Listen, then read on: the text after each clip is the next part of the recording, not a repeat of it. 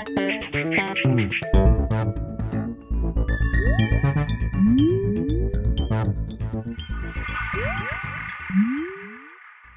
everyone and welcome to The Vortex, where lies and falsehoods are trapped and exposed. I'm Michael Vorse.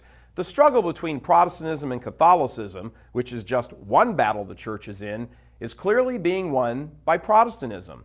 See, the church is in a two-front war right now. One front is being waged in the culture arena, where we are doing battle with secular humanism and the supporters of moral relativism.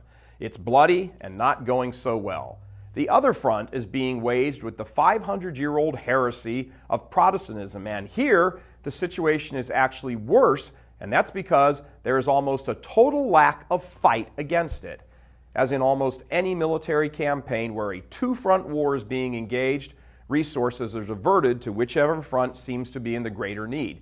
Right now, that looks like the culture war front because that's the one that gets all the headlines. Things like abortion and homosexual marriage and so forth dominate. But the even greater enemy may be the theological indifferentism and near paralysis that has befallen the church when it comes to confronting the heresy of Protestantism. As we discussed yesterday, there are big-mouth lying preachers who occupy the spotlight in the megachurch Protestant world, true enough. As wrongly inspiring as they are for their millions of minions that hang on their every word, as they fork over 10% of every dime they earn to these preachers, the preachers and their influence are only part of the problem. Inside the Catholic Church, there are hundreds, thousands of Catholic priests who are simply unprepared to cope with the Protestant onslaught against their own flocks, either intellectually or personally or both. Intellectual unpreparedness goes back to the issue of their lack of training in seminary. Many of them simply have not been given the skill set to fight back against the heresy. Back in the day, practically every Catholic priest was trained to some degree in apologetics and was able to make ample defense of the faith and intellectually disarm and defeat Protestantism. Today, not so much. It's one reason why so many Catholics leave the church and go to a Protestant building. The errors of Protestantism have not been adequately explained, nor the truths of Catholicism. The priest is quite often lacking in sufficient knowledge of Catholicism himself and therefore unable to argue against or even recognize the errors of Protestant positions.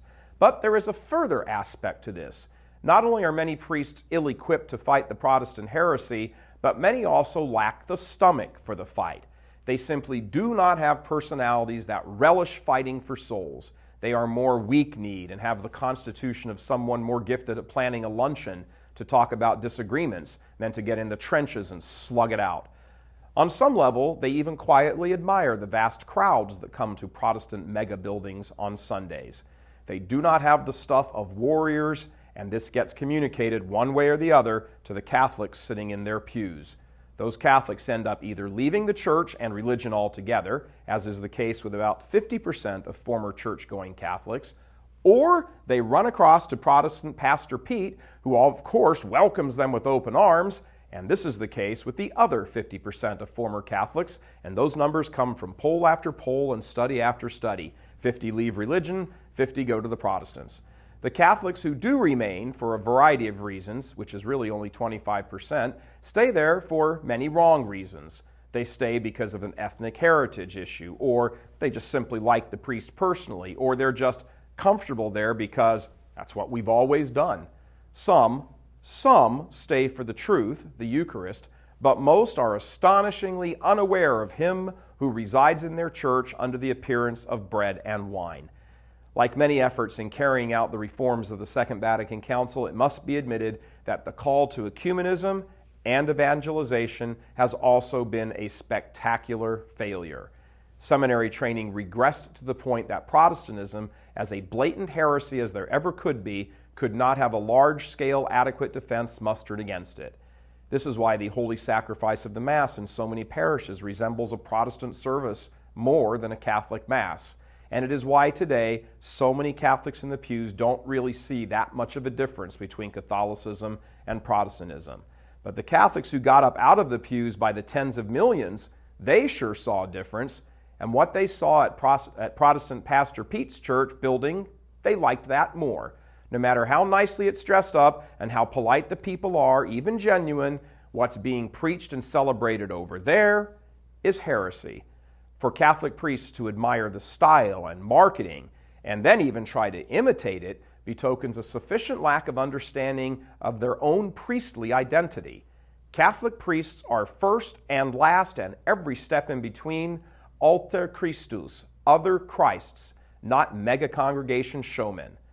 Now, when this vortex ends, think of one specific priest you know and say a Hail Mary for him. God love you. I'm Michael Voris. Please help us keep delivering these kinds of messages that so desperately need to be heard and acted on. Join RealCatholicTV.com today as a premium subscriber. Become immersed in the faith established by Jesus Christ. The Catholic Church is the only hope against evil because that is its God-given mission. As our Lord said, apart from me, you can do nothing. Join RealCatholicTV.com today as a premium subscriber and come to learn and love Christ more deeply.